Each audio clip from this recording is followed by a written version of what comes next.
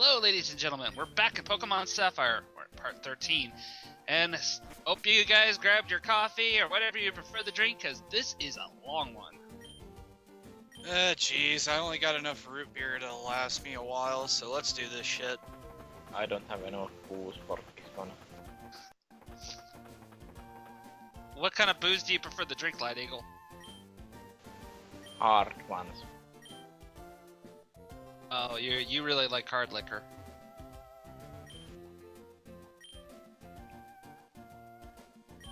Yeah, anyways, this is I actually kind of like Fortree City because it's really one of the more unique looking cities. You know, it's all tree houses and stuff.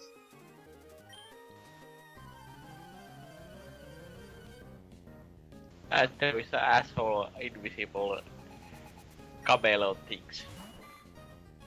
Yep. Hi, Goldeen. Get nuked. The fuck uses Goldeen at this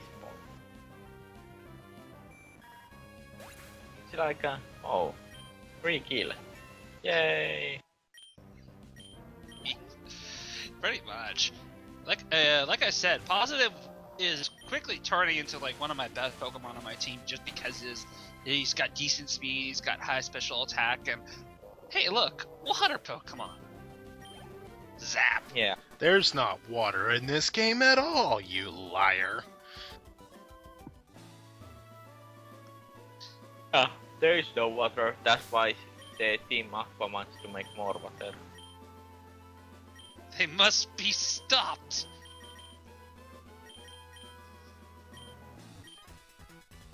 Oh, here we go again. Gabby and the TV crew, the double team battle again. Didn't you like beat these guys like one part ago or something?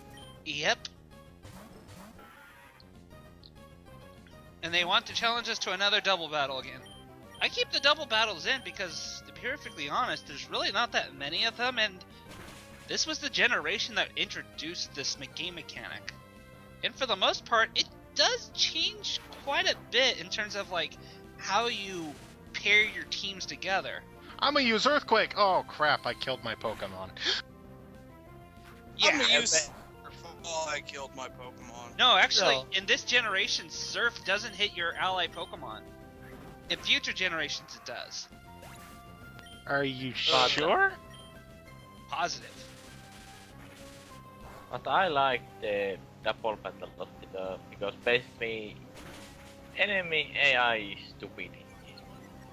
Basically you can gank one trainer out of the battle and then you like a double team on one Pokemon. Yeah. Like a stupid easy. It's like a free EXP. Yeah. In future generations, they really expand on the whole doubles and later on triple battles, where there's just more moves that are introduced that really encourage them. Wide guard makes it so that, you know, area of effect attacks like Surf and Earthquake don't even hit. You've got moves that change the terrain for your entire team. It's interesting. The thing is, though, is just that you're not going to experience it in like the main storyline. There's little bits of double battles and triple battles sprinkled all throughout the main games, but unless you really want to get into it, you're going to have to be doing it like optional battle tower stuff. And I'm just using battle tower as a generic term for like battle frontier, in various other challenge areas in the game. Yeah, but those things are like super boring when you like need to grind like 15,563 points. Get Yeah. anything decent. It's not as bad as people tend to think it is, because Yes, if you it's really, okay. really care about it, you the fastest means to train up a Pokemon really quick, and this includes IV and EV training. It's when it's for beginners that they really feel intimidated by the amount of time they think it takes. I'm still calling it bullshit. Just that we are clear about that.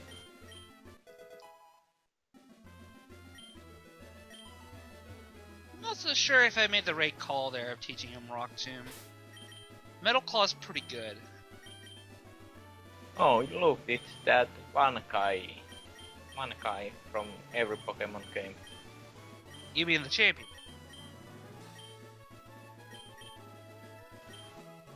No, a Steve. Oh yeah, Steve. Well, I'll give this decent credit. At least Steven here is at least helping us throughout the entire adventure, whereas like in previous games, he was just we've had the champion be the douchebag rival, then we've had that same guy we fought in the first game become a champion, then who helped us one time, and more or less that was kind of it for him. Here, Steven is a much more prominent figure. Yeah, at least he's helping you. He's still For now. Steve. Yeah. Fucking Steve! Fuck you! Just adding one letter at the end of your name don't unmake you. Quick, kick him off the bridge. That way Steve can never bother us again. But first, we need the Devon scope. Okay, we got it. Kick him off now. I don't understand why. Damn it, the bird got him. Like when invisible thing is blocking your path, like it says about those things that block your path. I don't just understand why the hell you can't like hit the air or something. Because Here's a Pokemon. video game logic. Here's kind of a unique Pokemon, Natsu. This is a flying psychic type. First introduced in Generation 2. And one you really didn't see too much in Generation 2, actually. Except for when you fought the Elite Four over and over and over. Hey, beating up the Elite Four was an excellent way to train both your Pokemon and fill your wallet.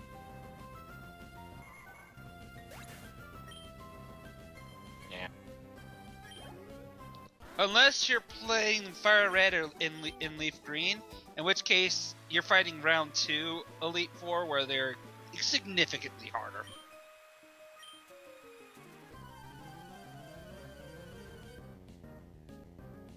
Anyways, with the Devon scope, it basically allows us to see invisible things. Well, technically not invisible, more like camouflage Pokemon. You can see stuff The you have Kelpie. never seen before. So you will be looking for the Predator then? Yeah, if the Oh. Predator was it was kind of like this lizard Pokemon that is okay-ish. I really don't care for Kecleon. I mean, it's unique. Thing is that it's got this thing called color change, where if you hit it with like a fire type move, then it becomes a fire type Pokemon.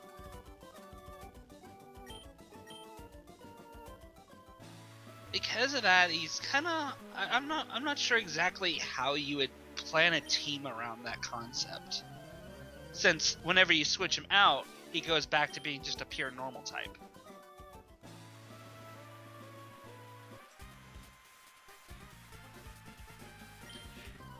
So, if you're wondering why I'm not just going back to Fortress City to use the Devon Scope in order to get back to go do the next gym, well, to be perfectly honest, there's nothing stopping you from moving forward. You can't go into the next major town to go to the next gym. You can go to a few different areas to catch new Pokemon and further the plot.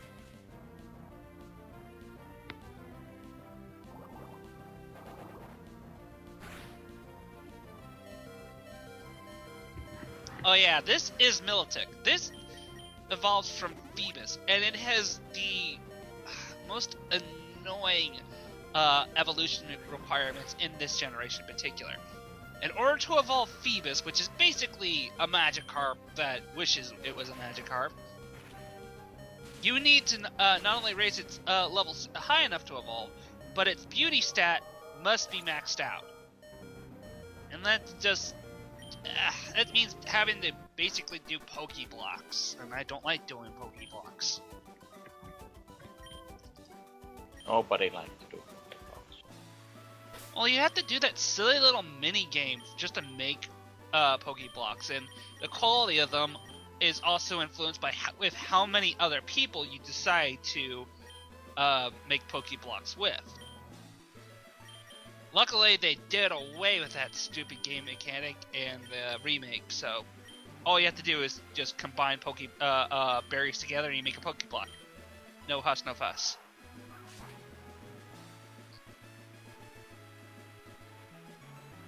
And you completely ignore the berries. I don't want those berries. Most berries in this game are basically only good for making Pokeblocks, so why grab them?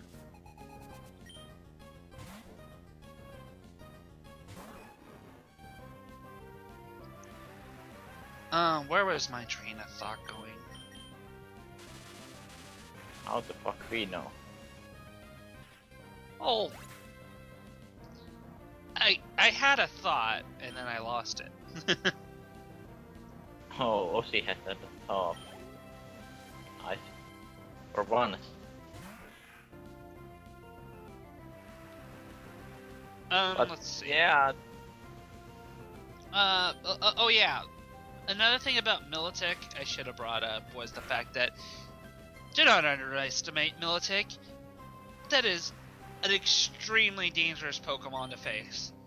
High HP, high special defense, good special attack, and unfortunately one of the not gym leaders, but the Elite Four uses Militech, and it is scary as hell to face. Me? I didn't find it scary. I do. If you don't have a sweeper that can deal enough damage to KO it in one hit, you're in trouble. It also learns a variety of really good moves in this game.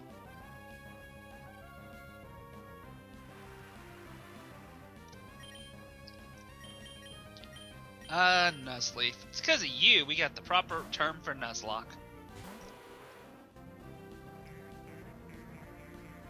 Well, you and that one guy from Lost.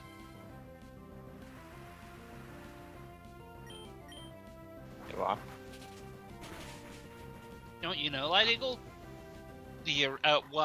Where the term Nuzlocke came from? Nope.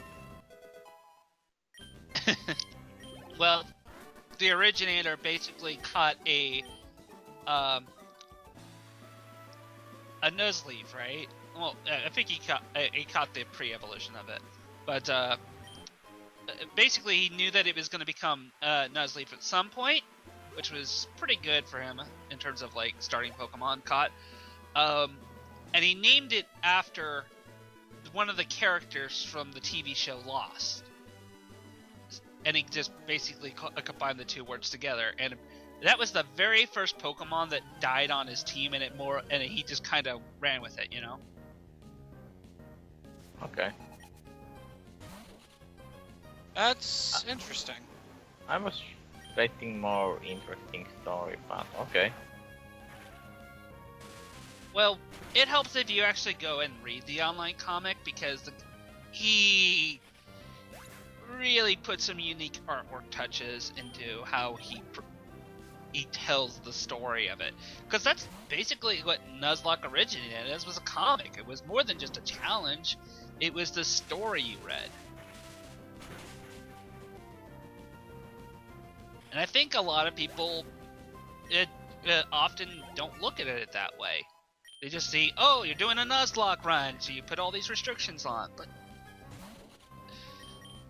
the comics and what other people were inspired by this guy also inspired other comics of their Nuzlocke runs, and how they perceive things was also pretty interesting. There's some good stuff out there. If you need to draw a comic about your Nuzlocke run, then I can only do the run with Bidoofs. Because Bidoof is only Pokemon that I can draw. Wait, you can't even draw? Can't you draw a Bibarel? Oh. Only Bidoos. I would totally read that comic. Light Eagle and his a beauty adventure. Yeah, level 100 Bidoof beating up everyone. Will the Doof show mercy? We'll find out next time. Doof never shows mercy. What's Yeah. mercy? Mercy is the feeling you get when you're punishing somebody, but then you realize that you really don't have to.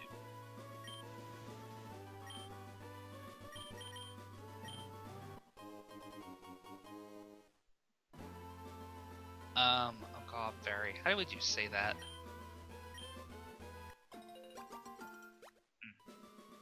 Either way, free antidotes, taking them. Yay. I think I actually have way too many anyways. I doubt I'll go through them all, which is why I didn't grab them.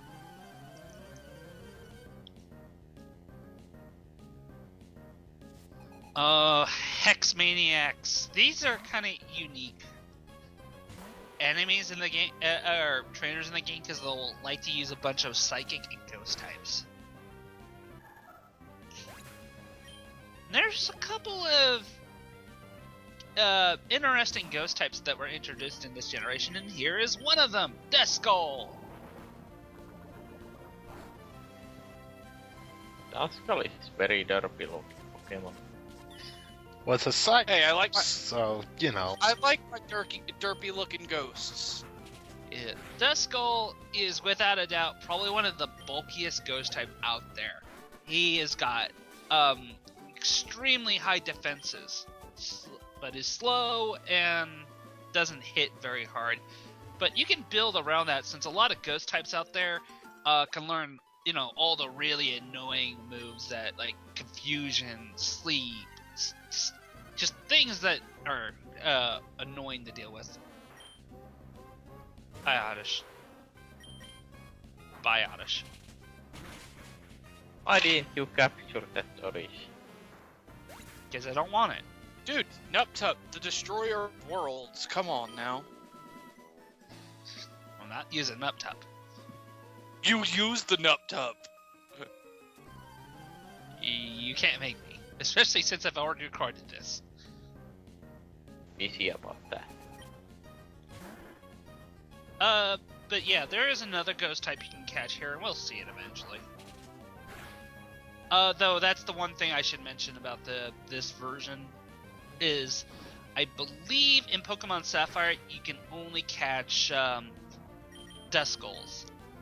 I could be wrong here. It's not something I've read up recently, and it's not. The ghost types here are well unique. I don't particularly see myself going for it because ghost types are just so niche. I have a tough time finding a good spot for them in my party, unless it's Gengar, because Gengar is awesome. I will always welcome a Gengar to my team. You use Screech when you have the opportunity to kill Coffee. For this, you shall die. Oh no.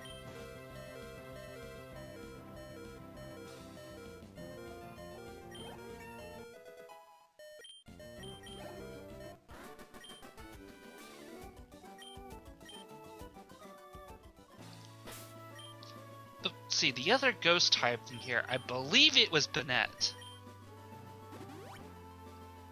Banette, I'm trying to remember the history of Banette. From what I understand, it was like a child's doll possessed by a ghost. Okay. Oh, hey guys, Safari Zone. Yay, I got to catch the Fryhorn. I didn't like the Safari Zone in this one. Well, I don't even remember what this Safari Zone has. Was this the one where you must find the freaking golden tooth for the one guy? No, that's well, the original. Let's go to the It's Gen Safari 1. Zone. What? I can't go in with a Pokeball, Games. What kind of bullshit is that? Why do I need Pokeblocks in order to go into the Safari Zone? Because you need to beat the wild Pokemon in the Safari Zone senseless with the Pokeblock case. Well, basically, and I'll answer my own question here because I do know the reason why, and I really don't like it. The other thing you can use Pokeblocks for is you can feed them to Pokemon into the Safari Zone in order to make them like you more, making it easier to catch them. Or you can just throw rocks at them. Yeah, why can't we just throw rocks? Didn't you just learn the rock throw? Yeah, but takedown's stronger. Rock throw, I believe I taught it to Slate because I realized that I was going to go to the flying type gym, and Rock Tome will pretty much just destroy most of the Pokemon there. Though I do have to be somewhat mindful because the gym leader's strongest Pokemon knows Earthquake. Don't ask me why it knows Earthquake, but that would pretty much kill Slate regardless. God damn, Ozzy. I was making joke about throwing rocks at the Pokemon at Safari Zone. Sorry. Sometimes you make me sad. I don't want you to be sad, I want you to be happy.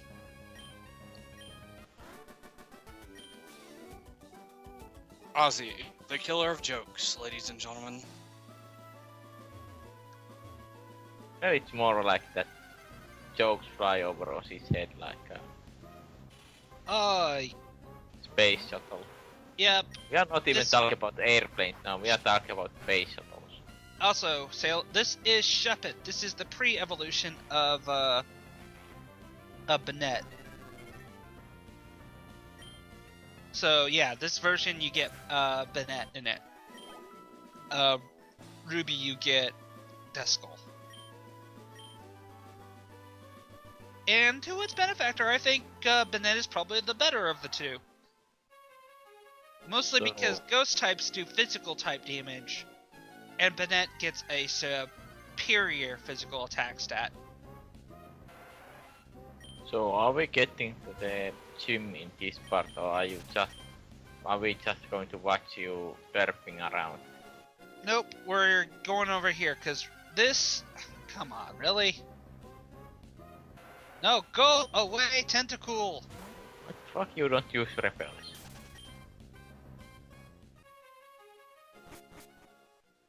No, we're going here to Mount Pyre. This place is both a graveyard as well as a shrine at the very top, and you have to come here due to plot. But this is the problem. If you're going to be forced to use dark types in this game, this is an excellent place to level up, because you're pretty much going to run into nothing but ghost types here.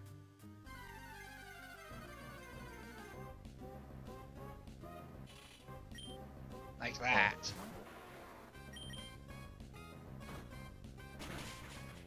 This actually gives me a good opportunity to level up Sap a bit, since...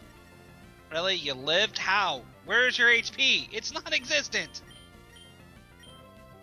Oh, I'm catching one. You don't even remember what the fuck you recorded in this game. You make me sad. Okay. I really remember what the fuck I did in Area of Sorrow, but anyway. Well, it's been a while since I've recorded this, so I guess it's natural that I forget about Shop, because I'm pretty sure I really didn't end up using him.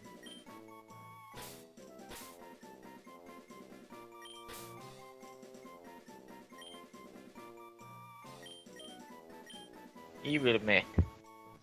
Yes. And we don't Oh even have god. I don't know what exactly I was thinking when I named that, but I was just thinking Met was evil. Seedot's I more was of a hope- Met than Shuppet.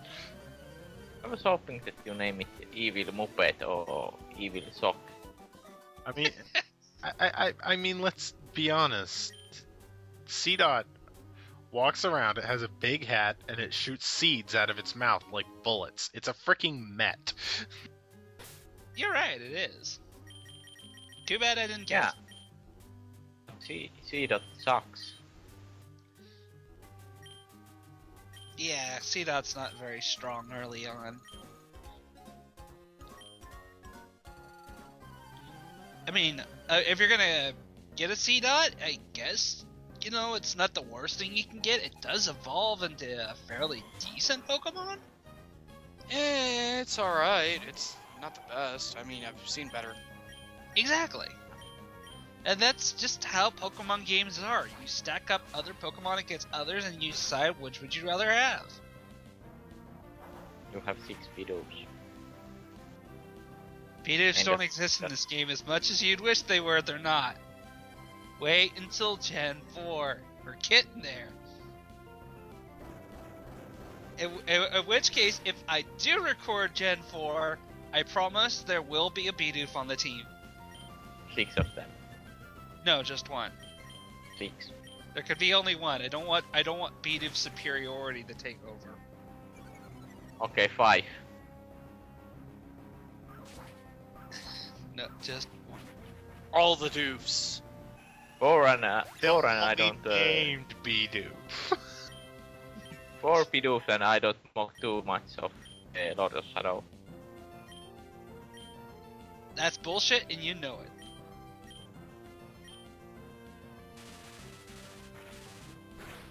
Oh, every time he just catches one, we'll be like, oh, it's a Bidoof. Oh, it's a Bidoof. Oh, it's another Bidoof. And then an actual Bidoof shows up, and you're going, catch it, catch it, catch it, catch it. I kill That is it. gonna be the king of doofs.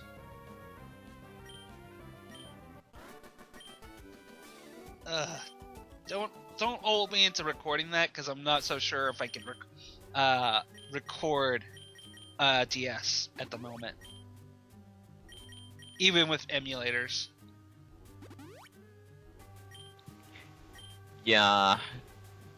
And besides, after this, I don't know if we'd want to jump into that particular game Yeah, away. not really. These Pokemon games take a while. And by while I mean long while.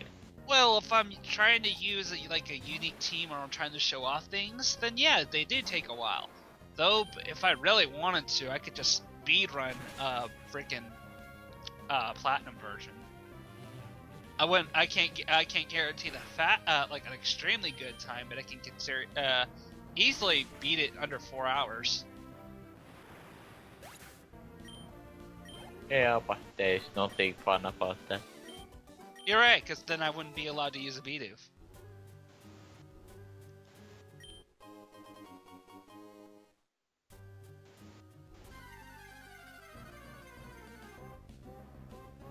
Anyways, there's 2 main parts to Mount Pyre. The inside, which is the graveyard, which has several staircases going up, that leads to a pretty nice reward, and I highly recommend you go up in there and get it. And lastly, you have a staircase that leads to the exterior of the mountain, which you can climb up to find various new Pokemon, and more importantly, proceed with plot. Evolution! Oh.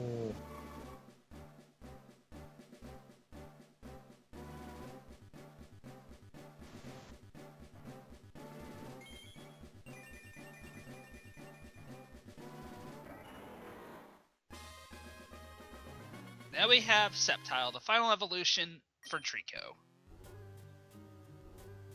Still, like I said before, suddenly it's just faster and hits slightly harder. But more importantly, it's faster. Damn, another super potion.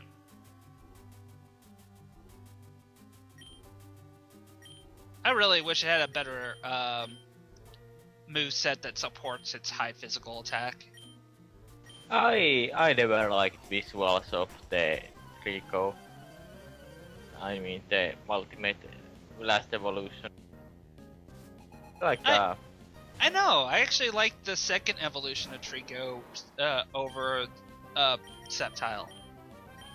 yeah.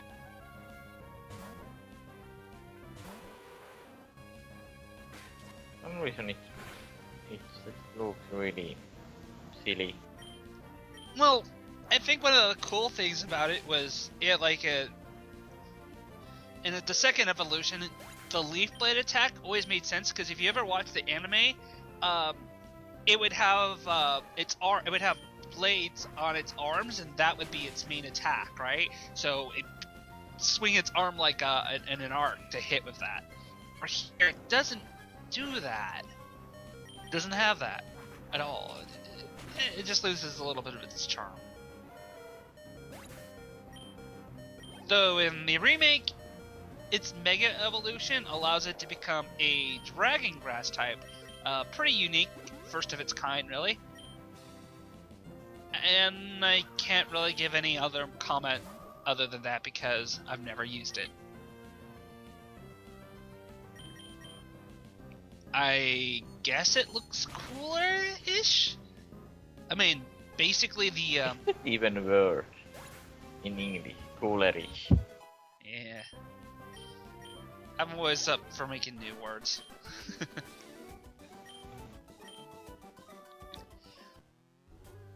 When it Mega evolves, its tail suddenly becomes huge, like it's a pine tree, you know?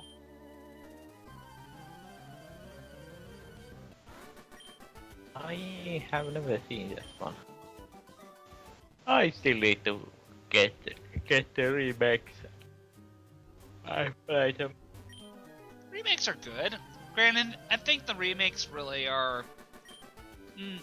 If you didn't enjoy Ruby or Sapphire, then you won't enjoy the remakes.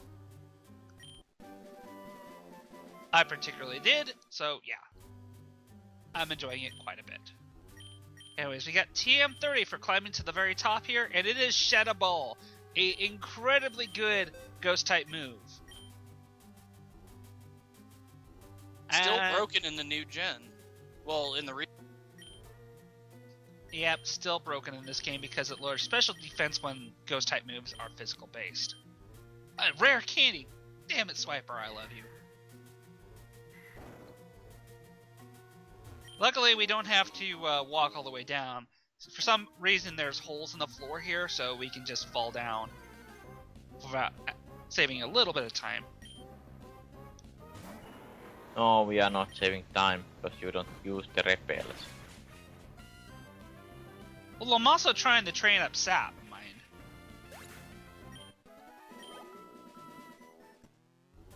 Sap already evolved. Doesn't make him perfect. Could get stronger. No, you must follow your Pokédex.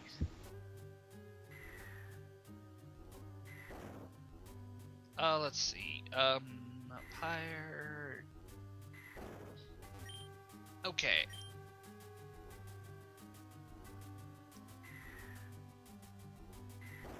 I am pulling up the list for what's catchable in the next area of Mount Pyre, because at least in my opinion, Mount Pyre's just got a lot of really cool Pokemon you can catch.